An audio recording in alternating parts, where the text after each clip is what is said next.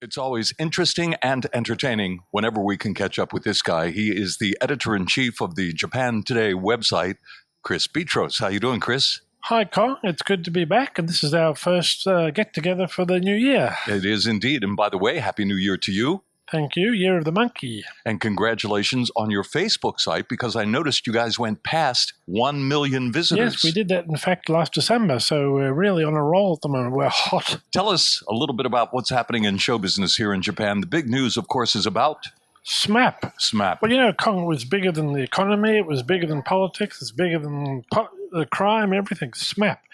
SMAP, of course, is a mega boy band. They're not really boys, are they? They've been together for, 20 years? 23 years, I believe. And they're still called a boy band, but there were these rumors that they're going to split up. And that sent shockwaves through the community because, as you know, they're immensely popular, have tens of millions of fans in Japan and Asia. And of course, they fill every venue wherever they play They in do. whatever city, and they can fill it over and over again. They'll go to a city and do 5 shows, sold out every show. And they have a popular cooking program On TV. every Monday night. Sure. And they've done a lot of charity work. They raised hundreds of millions of yen for the Tohoku. Right, So this news it started as a rumor right. because their manager was leaving the agency and then they would follow her out. Big news. Every tabloid reported. Foreign media even picked up on it too. Did they break up or did they not break up? They did not break up, and they made the announcement on their Fuji TV show at 10 o'clock last Monday night, in which they said they've decided to stick together. So naturally, that had all the media speculating the next day. What happened? Who put pressure on them? Was it their agency?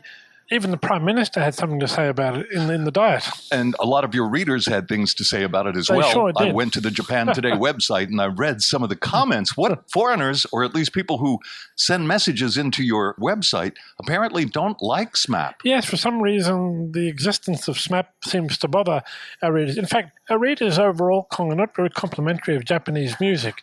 If you have a story about AKB48, you can be sure it'll bring out the Japan haters. Now, for some reason, they really got stuck into SMAP, which is a little bit disappointing when you consider that everyone has different genres of music they like, and we should respect the fact that SMAP has been a very successful group. By the way, what does SMAP mean? S-M-A-P, sports, music, Assemble people. Yes, Something I'm glad you reminded me. Yes, Yeah, okay. which doesn't make much sense, but there you go. But it's become a household word here in Japan. And anyway, so for the time being, they're together. Order has been restored in the universe, and now we're waiting for the next scandal. By the way, we're recording this today at a place called Zex. It's up on the 30. What floor We're on is the this? 42nd floor of Otago Hills in Shibakoin. We have a great view, don't we, Kong, as we look out? Absolutely beautiful view of Tokyo. And as you can hear, there are people nearby having a party, so that's why you'll hear some Yes, voices yes, in the indeed. background. All right. Chris, let's move on. There's some other big Well, of course, showbiz news about Becky. Now, Becky is another very popular, half British, half Japanese, squeaky clean image. She does about 10 TV commercials. She's a singer. Well, she got into trouble. She got into big trouble because What happened? She was seen dating a married man. Now, the media immediately tarred and feathered her. Now, in true Japanese style, she had to come out at a press conference, very contritely bow and apologize. And she said that at the time she did not know that this man was married. And a magazine blew the story by somehow getting a hold of line messages Oh, no. in which the guy said, "Oh, by the way, I'm married. I'm going to divorce my wife and marry you." Oh. So they spent Christmas and New Year's Eve together. Anyway, Becky was tarred and feathered by the media and had to come out and apologize. And she's in danger of losing a lot of her TV endorsements. All right, let's move on. Okay, now... Movie stars. Anybody in town? Yes, Any one big of my stars in town? compatriots from Australia, Oh. Kate Blanchett. Very, Okay. very talented actress. Yes, she is. And she's here to promote her movie Carol, which is about a lesbian love story, and also to do some ads for Shiseido, the cosmetics company. Oh, sure. Yeah. Interesting enough, Kong, she's not giving a press conference, which has become the trend recently. Japan has been surpassed by China as the number 2 movie market in the world.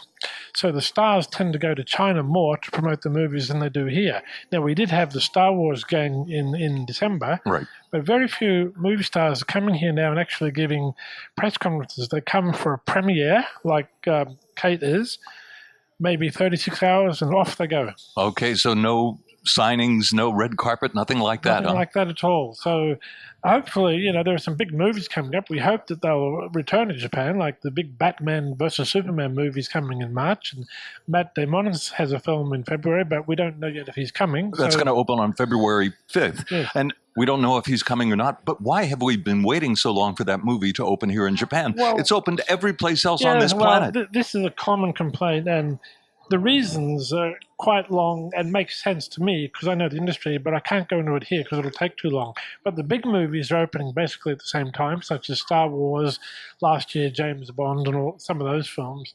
But the reasons make sense to me.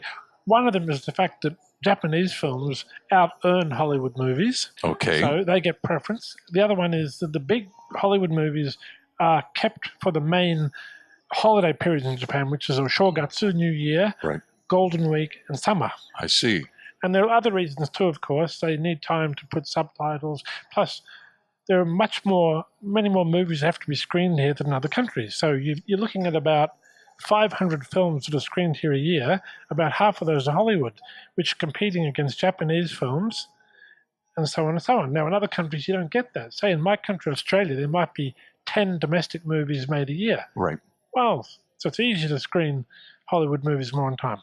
It's an interesting story, Kong. We might go into it in greater detail in another podcast. All right, that sounds great. And folks, if you have any questions for Chris Betros, you can put them right below where this post is, and we will use your questions in our next interview with Chris. All right, Chris, when you want a great burrito, where do you go? I go to the Pink Cow. And why is that? Because they're great. They really taste good. Seriously, great burritos. And if you want a great burger, do you know where to go? Teddy's is not bad. Now, Teddy's in Harajuku is the place to get the best burger in Tokyo. Kong, there's a big gourmet burger boom in Japan right now. There is, yeah. And McDonald's, for example, is going down the drain, apparently. They just can't compete anymore because people want quality. And places like Teddy's and others, they're offering a bit pricey, but really, really good burgers. Great taste. Absolutely. Chris Betros, editor-in-chief of the Japan Today website. Thank you very much for joining us here in the Kong Show. Thank you. And we wish all our readers a happy Valentine's Day, which is coming up next month. And on Valentine's Day here in Japan, explain what happens. Okay. It's the girls give the guys chocolate, not the other way around. So girls give the guys chocolate. But it doesn't mean they love you. If you get a whole ton of chocolates from the girls in your office, it does not mean they love you. It's called giddy choco. It's a sort of obligation choco.